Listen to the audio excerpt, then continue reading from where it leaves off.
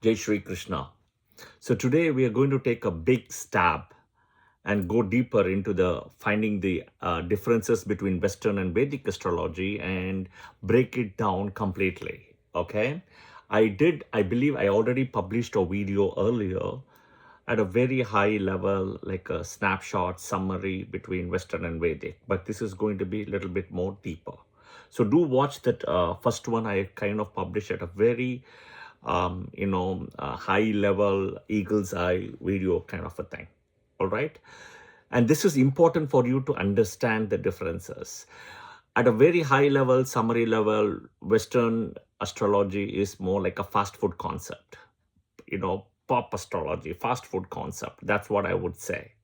Right? No, I'm not, please don't get insulted or please don't get offended, but that's a fact. Western astrology itself comes from Vedic astrology. If you want to know the truth, I think we should go and read the book called India and Greece. Okay, India and Greece, you'll get your answer. Okay, it was pretty much copied, simplified version. Greece actually copied it from India. And if I just give you an example, right? I'll just give you an example. The so-called, I'm just looking at statistics, MP and India, Madhya Pradesh in India, Ujjain was kept as the time center. That was over 5,000 years ago, right? We know that. Delphi, Greece, right? Only at 325 BC, right? Till late 1800s, it was kind of kept as the center of the world, Delphi, okay? And it is now today what it is kindly an archaeological site with preserved ruins.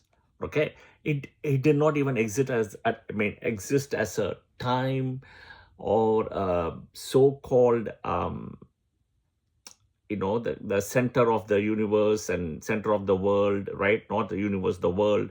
It was not the meridian time. No, it was not. Okay, it was all copied. They realized they need to create that, right? Good way of knockoffs. Unfortunately, guys, see what happened to Greece today. They're out. Literally, they exist, but not anymore. When you keep on knocking off other people's stuff, this is what will happen. This is the truth. Yeah, I love Greek people. No disrespect at all. One of my favorite tennis player, Mark Philippoussis, right, is originally from Greece. His parents are from Greece. Mark Philippoussis as well, right? So, but let's come back to the story. This is the fact. Now, an interesting statistic is you have to understand 285 AD. 285 AD, when Aries of Western and Aries of Vedic were at the same starting point, right? But Vedic astrology says that as per our book Surya Siddhanta, right? Every 72 years, there is 1 degree movement. Okay, what it means is every 72 years, 1 degree movement is, they say, and if we calculate from 285 AD till today, there is almost a 23.5 degrees difference between Western and Vedic. Does that ring a bell? 23.5 degrees? Yeah, in science, when we were children, right, we learned that Earth has an axis. It's not like, straight way. There is an axis and there is a tilt and there is 23.5 degrees. That is exactly what Vedic astrology says. Okay? So every 1 degree means today, Jan 14th, Jan 15th, maybe Sun will enter Capricorn. But back then, Sun may not enter Capricorn, Jan 14th, Jan 15th. Okay, it'll be even earlier, December itself. And we'll also talk about that as we go in this video. Okay, so let's break it apart. Vedic astrology, Aries, starting Kalpurush, first house, 180 degrees opposite from the Chitra Nakshatra in Libra, Spica. That is the adjustment point.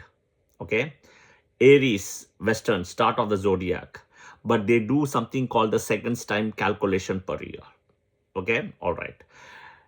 Vedic, sidereal zodiac, constellation Niryana, solar mansion, 12 houses and 27 nakshatras. 12 rashis is important and 27 nakshatras. The 12 rashis is connected to the 12 adityas. The 27 nakshatras is connected to the wives of Soma, Chandra, right? The lunar belt, right? They are the daughters of Daksha Prajapati as well. Okay. Tropical zodiac, Western, seasonal, Sayana, solar mansion, just 12 houses is the key. It's all about sun. Okay. In India, Vedic astrology, we use what is called as the whole sign system, plus a Bhava chart, equal houses. Sun to Saturn are the planets, and then two planets, Rahu and Ketu, are the nodes, right? Shadow planets. Western does what is called the cusp system. Sun to Saturn plus Uranus, Neptune, and Pluto. Well, Pluto first was a planet, and according to Western astrology, and then they later removed the status of the planet. But still, Pluto had house ownership and all. They kept changing. Okay, that is science. That is Western astrology. Unfortunately, we come back to Vedic. The divisions by solar, lunar.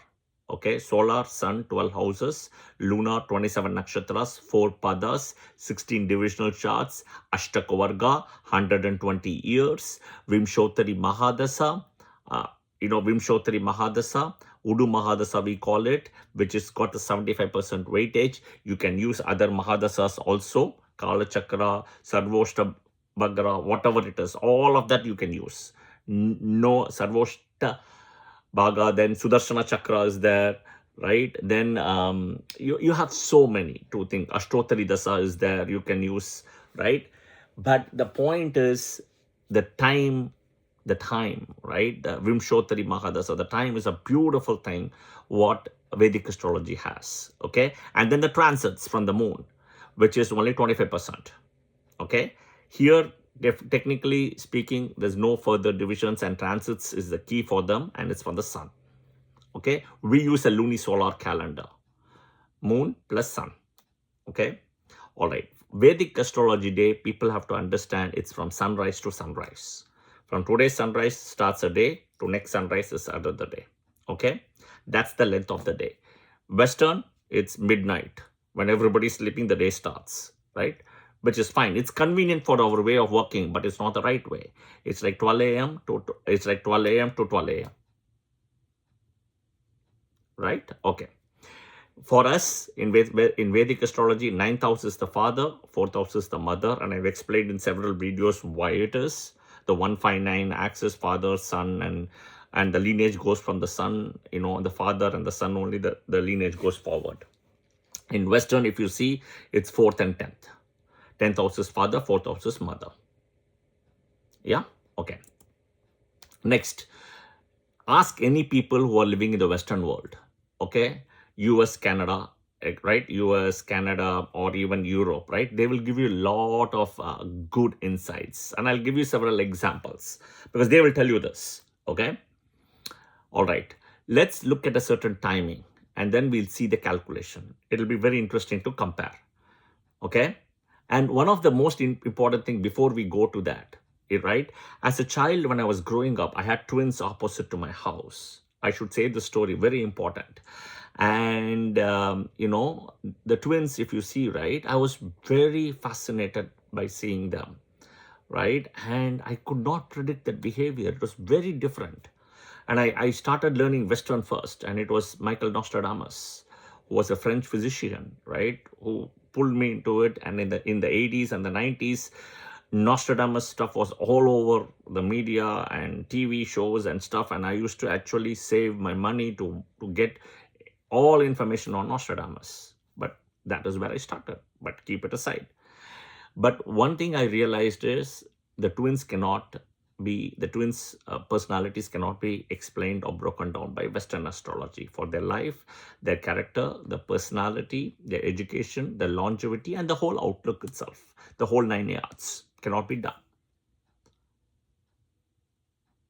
Then, so Western astrology falls there completely. But Vedic can. It breaks down beautifully if you know how to read a chart and how to break it down. You have to change the lagna also. All those things, Vedic does it beautifully. Okay, coming back to the timepiece, right? Talk to anybody who's in the Western world, they will validate this for you, just not me, okay?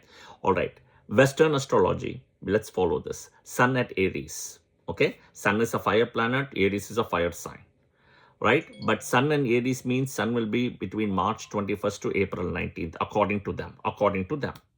Vedic astrology, okay, at the same time, Sun will be at Pisces.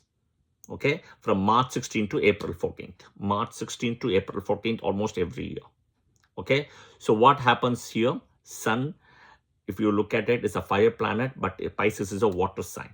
Ask all the people between March 16th to April 14th, what happens in the Western world? They will see water everywhere. Why is water happening? Because Sun has entered Pisces, which is a water sign. Fire and water, you see water melting everywhere, water draining everywhere. The snow, because of the snow, where the snow is in the Western world. That's a perfect way to understand it, okay? Example 1. Example 2, I'll tell you. Let's look at the fall month in the Western world, US, which is between September, October, November, the 3 months they typically call it. Leaves fall from the tree. When does it happen? Mid-October, typically, right? The fall. What is it called? The sun's fall. That is why we call it a fall season, sun's fall. Let's look at a calculation, okay? Western astrology, sun is at Libra, okay? It's a fire planet in an air sign, okay? And Libra will be September 23rd to October 22nd. That is as per Western. But Vedic, let's look at it. Sun at Libra, okay? Fire planet in an air sign, right? Same thing, we agree. The leaves fall, and especially when Sun enters Libra at Swati Nakshatra here.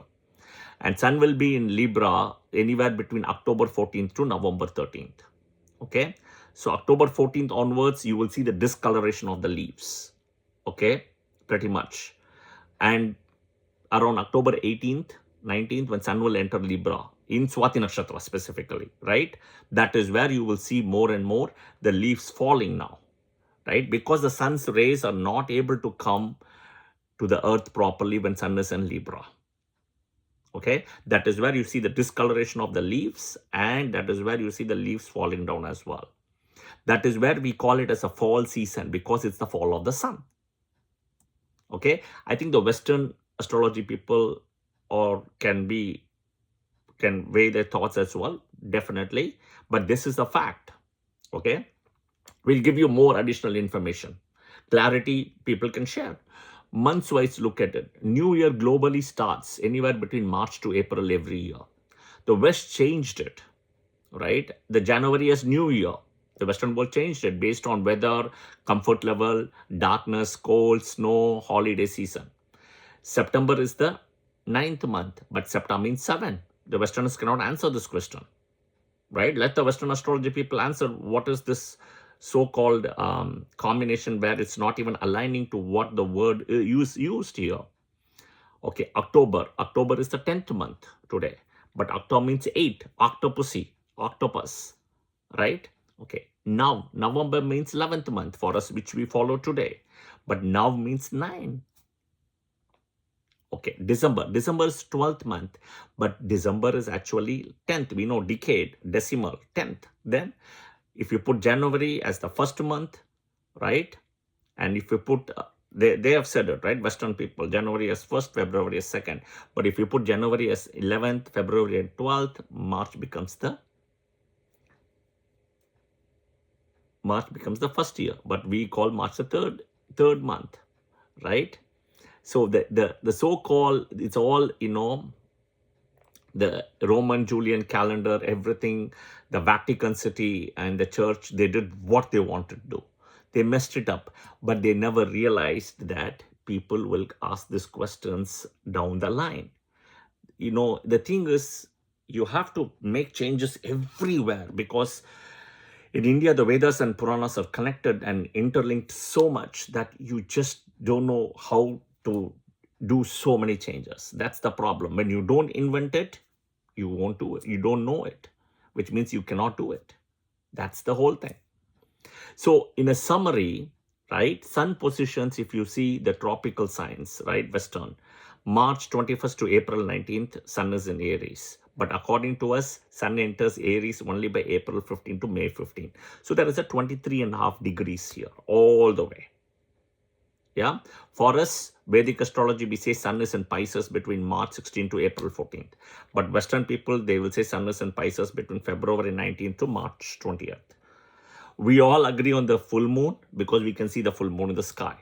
But which Rashi it's falling, that is the challenge. And we have a beautiful concept called nakshatra, right? The nakshatra system, the lunar belt, beautiful, just not the Rashi. Vimshotari Mahadasa, Udu Mahadasa, right? You cannot touch the Indian system. You cannot touch the Vedic system. You cannot touch the Vedic astrology. No matter who comes, what destruction Mughals do, what destruction the churches have done before, you cannot touch it because it's beyond human intervention.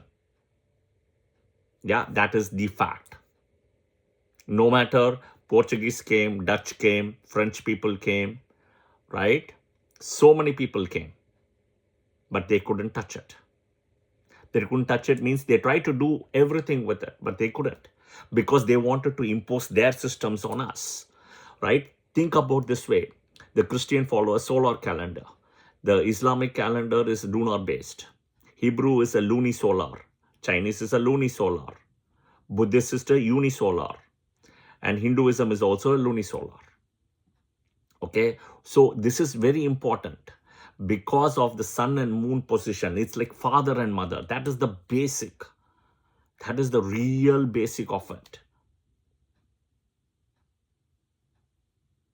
Okay, I hope this was helpful.